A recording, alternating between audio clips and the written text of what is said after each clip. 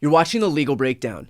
Okay, so Glenn, we have a blockbuster day in Trump's New York criminal trial. His attorneys again moved for a mistrial, plus a major mistake that I think is going to cost them with the jury. We're going to cover all of that, but first, just a reminder that Glenn and I will be doing daily comprehensive coverage of this criminal trial in New York, so if you want to follow along, please make sure to subscribe.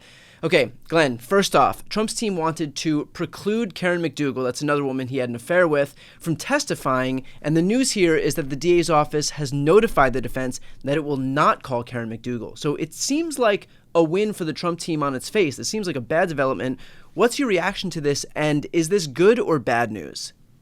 Yeah, it's actually not a win for the Trump team. It actually signals that the prosecutors are feeling even more confident about their case after the testimony of Stormy Daniels concluded. So let's unravel that. I can't tell you how many times during a case I was prosecuting, Brian, that I had a very lengthy witness list.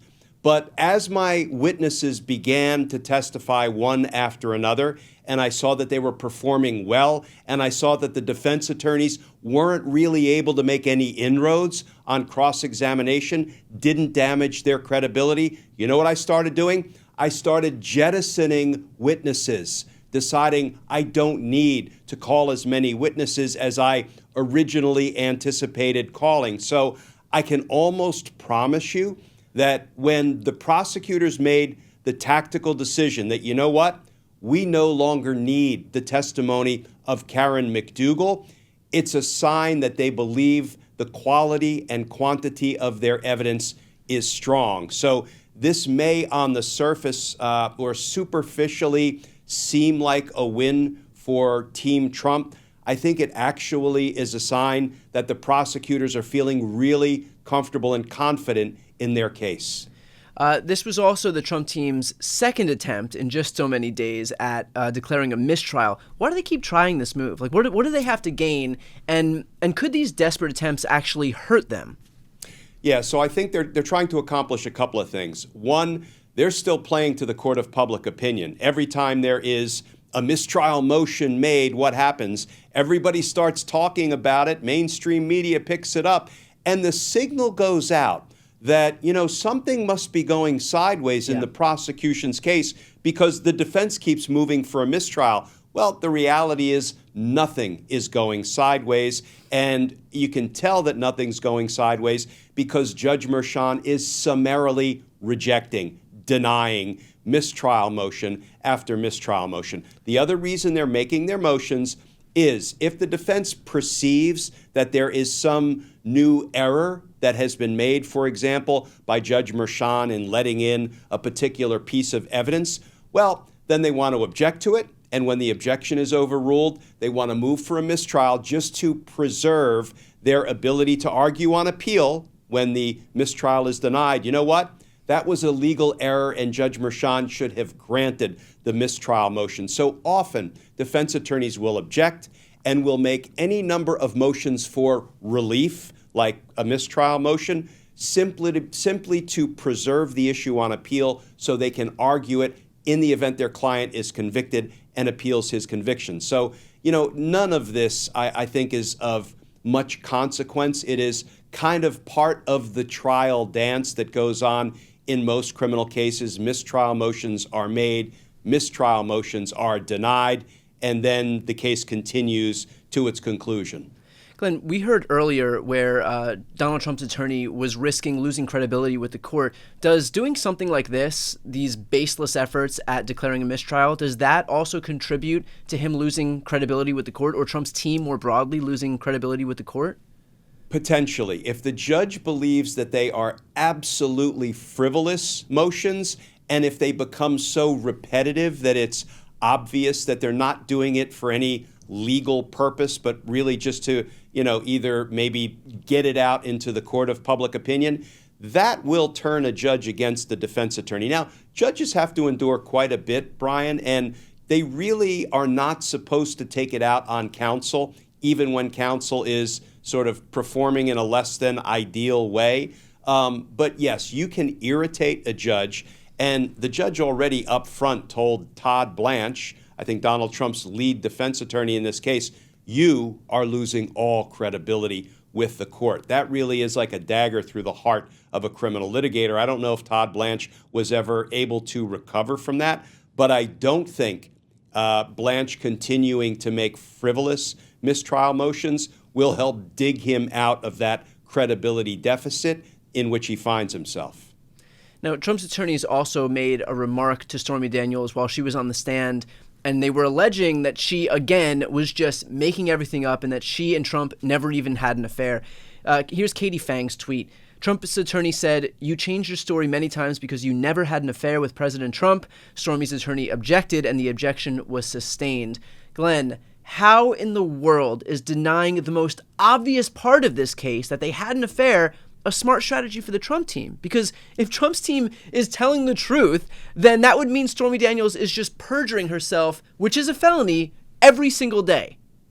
It's not a smart legal strategy for the Trump team. What it is the defense attorneys catering to an overbearing, unrealistic, micromanaging client. I am quite sure, we don't know this for a fact, but I would draw the reasonable inference that Trump told his lawyers, you go hard after Stormy Daniels, berate her, belittle her, call her names if you want, the way I do. I call her horseface. I mean, that's not going to endear Donald Trump to the jury, mocking a woman like that. But we've seen some New York Times reporting about what's going on behind the scenes. Donald Trump is venting that his defense attorneys aren't going hard enough after witnesses. They're not being aggressive enough. By extension, they're not being nasty enough. These are not legal strategies that the defense attorneys are deploying. These are the kind of things that a micromanaging client who knows nothing about the tactics of a criminal trial is telling his attorneys to do. I was reading some of the accounts of the cross-examination of Stormy Daniels, and I think it's Susan Necklace is asking her things like, you're really good about making up fake stories about sex on film, aren't you? And she said, oh, I assure you, the sex was real, just like what your client did to me in that hotel room was real. I mean, that kind of a comeback in a measured tone can really sting in the eyes of the jury. There was another great exchange where the defense attorney said to Stormy Daniels, well, this is not the first time a man made a pass at you, is it? She said, you know what? This is the first time a man twice my age, much bigger than me, with a security guard standing outside the door, made a pass at me. Again, answers like that, that's going to leave a mark. Also, it does raise the question, if they're contending that she's lying, there is a way for Donald Trump to put his own neck on the line, and that's just to take the stand and testify what he's saying, which is that he never had an affair with Stormy Daniels. And yet, it doesn't seem like he's going to do that, so I'm sure the jury can infer something from that, correct? No, they can infer nothing from a defendant who chooses not to testify. They cannot hold that against a defendant in any way because every defendant has a Fifth Amendment right not to testify, not to incriminate himself.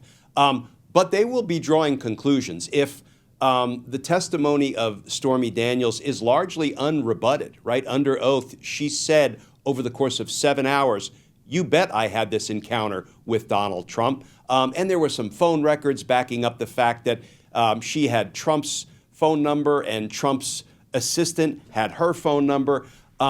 But they're going to be drawing conclusions about Stormy Daniels' credibility and about what actually happened. But the one thing they can't do is say, well, we didn't hear from Donald Trump during the course of the trial, so we're going to hold that against him because, listen, I defend everybody's right against self-incrimination and not having their decision to decline to testify held against them. But that doesn't change the fact that atmospherically, when you have somebody who's saying something happened and then just a complete vacuum on the other side, that it doesn't help Trump's testimony, does it? No, it doesn't. And, here are a couple of other things to consider. There's a saying in the law, it's actually a Latin phrase, res ipsa loquitur, translation, the thing speaks for itself. What is the thing? Donald Trump paid Stormy Daniels $130,000 to shut her up so she wouldn't tell the story about what happened in that hotel room. you can bet the jurors aren't foolish enough to believe Donald Trump paid her $130,000 because she was going to make up an encounter with Donald Trump. That doesn't make any sense. Here's another thing. This may sound too cute by half, but if you really want to call a witness to rebut what Stormy Daniels said, how about you put Melania on the stand? Here's why I say that. Recall that Stormy Daniels said during the encounter in the hotel room with Donald Trump, the subject of Donald Trump's wife came up. And what did Donald Trump tell Stormy Daniels? According to her testimony, he said, "Don't worry about her. We sleep in separate bedrooms." Oh, well, if Stormy Daniels is making that up, then Donald Trump could call to the stand Melania, and she could testify, "No, we slept in the same bedroom, so obviously Stormy Daniels is making that up." Do you think Donald Trump is going to call Melania to try to rebut or undercut the credibility of Stormy Daniels? Yeah, I don't think so. Probably not. Yeah. Probably not. Now, the Trump team also tried to amend the gag order now that Stormy Daniels' testimony had concluded, and that was to let him be able to speak freely about her, which is Trump speak, for attack her. This was summarily rejected by the judge. He ordered that he wouldn't modify the gag order, and he cited how witnesses who've not yet testified would see how witnesses who had testified would be treated afterwards. His Judge Merchan's quote was, "Your client's track record speaks for itself." Can I have your response to that? Yeah, can you imagine if Judge Merchan said, "You know what, I'm going to prohibit Donald Trump from attacking witnesses until they complete their testimony, and then Donald Trump can retaliate for the fact that they testified against him." It sort of defeats the purpose of a gag order. Right. Isn't the whole point so that preventing him from being able to attack witnesses wouldn't allow him to impugn the integrity of the trial or put in jeopardy the integrity of this trial by preventing these people from coming forward to testify? Isn't allowing him to just retaliate against these witnesses after the fact the exact same thing as allowing him to attack them beforehand? Doesn't it still prevent these people from wanting to come forward, knowing that whether it's before or after, they would still be attacked? Yeah, to preserve the due administration of justice, to keep this kind of stuff from leaking into the jury box and infecting the jury's deliberations, the judge is making the exact right call. No, Donald, you can't attack witnesses before, during, or after their testimony. And I think, a sure sign that this was an easy call for Judge Merchan when the defense said, well, Stormy Daniels is done testifying, so we want the gag order modified so Donald Trump can now attack her for what she said. I mean, I don't think it took much time, at least based on what I can glean from the reporting, between the time the defense made that motion or renewed the motion to modify the gag order and the time that Judge Merchan shot it down. No, it was just a few minutes, so it didn't seem like Judge Merchan had to dig real deep for this one. Finally, let's finish off with this. Now that we've had a few witnesses complete their testimony, where are we at in terms of this trial, and how long do you expect that the remainder of the witness testimonies and the cross-examinations are going to take?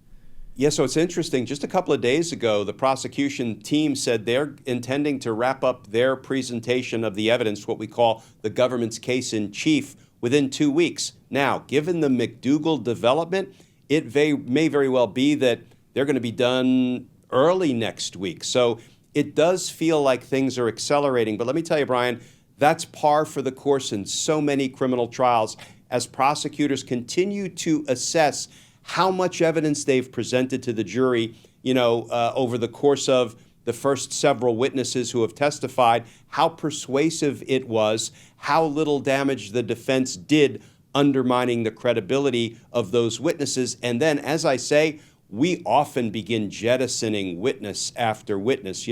There's a saying, when you investigate the case in the grand jury, you investigate broadly, but when you get to trial, you prove your case narrowly, and it sounds like the prosecution's case is narrowing at this point. All right, well, we will stay on top of this case as it continues to progress, and hopefully that's sooner rather than later that we see a final resolution to this thing so that we can see a criminal conviction on the horizon here. So for those watching right now, if you want to follow along, please make sure to subscribe. Again, Glenn and I will be doing daily comprehensive coverage of this trial from beginning to end, so please subscribe to both of our channels. The links are right here on this screen. I'm Brian Tyler Cohen.